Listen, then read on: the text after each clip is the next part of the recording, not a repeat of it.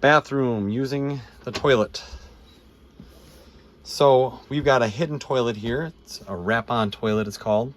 To open it, you have to use this, and you have to open this at the same time. And there it is. No more stinky black water tank that smells up your whole van. So this is, it seals up your, the feces and the urine and the toilet paper all in a little sack, and then you throw it right away. At a gas station, wherever you're stopping. So you sit on here, and you have all your items in here for the toilet paper. There's some thickening powders that we recommend using.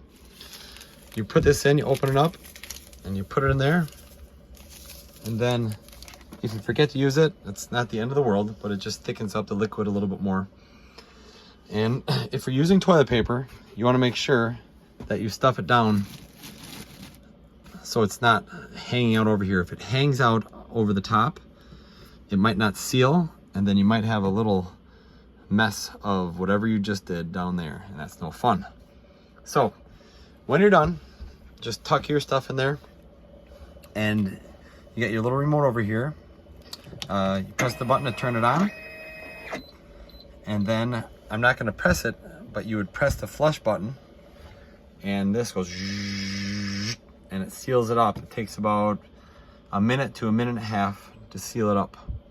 And then what will happen is it'll drop the little sack in the bottom, and it's down in there. And then you pull it out, grab the bag, dispose of it wherever the garbage is.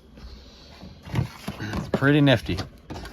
There are limits to how many times you can use this. They may run out, and we have more in here. It's the directions to fill them up are in there too. But we try to use this for emergencies only. So if we're stopping at a gas station, we still use the toilets there. We try to use the toilets as much as possible and use this pretty much as emergency only. But it's a really nifty toilet if you need to use it.